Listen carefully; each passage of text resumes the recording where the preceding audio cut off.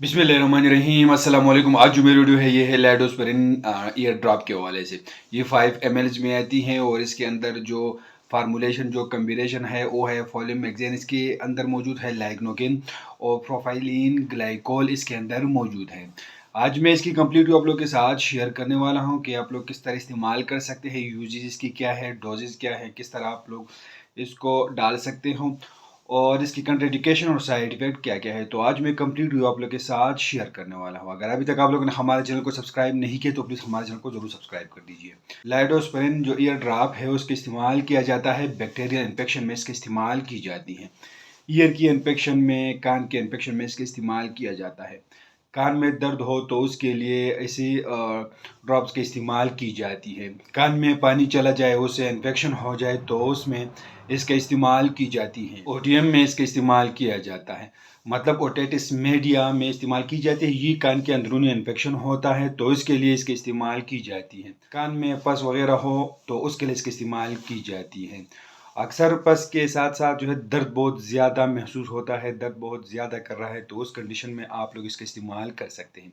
ये कान की ear wax के लिए भी इस्तेमाल कर सकते हैं, लेकिन ईयर वैक्स के लिए आप लोग डॉक्टर के हदायत के बगैर इस्तेमाल ना करें। ये ड्रॉप छोटे बच्चों और बड़ों के लिए इस्तेमाल किया जाता है। ओटिटिस एक्सटर्ना में भी इसकी इस्तेमाल की जाती है। ओटिटिस एक्सटर्ना जो है ये भी कान के अंदरूनी इन्फेक्शन होती है तो उसके लिए इसका इस्तेमाल किया जाता है। इसका इस्तेमाल कान के दर्द के लिए की जाती है, कान के इन्फेक्शन के लिए इसका इस्तेमाल की जाती है। बच्चों के कान में शदीद दर्द हो तो इसके लिए इस्तेमाल किया जाता है। बड़ों के कान में शदीद दर्द हो या इन्फेक्शन हो तो उस कंडीशन में इसका इस्तेमाल किया जाता है।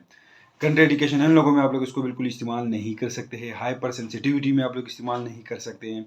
और जो लोग इसके अंदर जो कम्बिनेशन जो फार्मूलेशन हैं और अगर इससे जो लोग एलर्जिक हो तो आप लोग उनमें इस्तेमाल नहीं कर सकते। डोजेज इस्तेमाल करने का तरीका ये है कि मुतासरा कान में 2 से 3 कतरे दिन में 3 से 4 मरतबा इस्तेमाल की जाती हैं और 2 माह से कम उम्र बच्चों के लिए 1 कतरा दिन में 3 बार इस्तेमाल किया जाता है।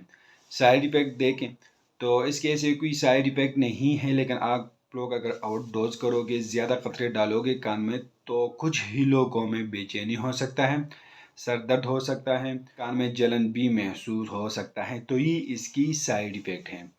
तो ये कंप्लीट रिव्यू है लैडोस्पिरिन जो ड्रॉप है उस हवाले से।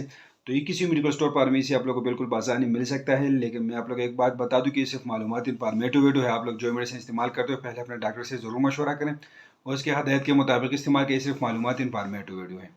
तो आप लोग की इन्फॉर्मेशन कैसे लगी हमें कमेंट कर, हमारे वीडियो को लाइक करें, चैनल को सब्सक्राइब करिए, हमारे फेसबुक पेज को लाइक करें, टिकटॉक अकाउंट को जरूर फॉलो करें। हमें इजाज़त दीजिए, अल्लाह हाफिज़।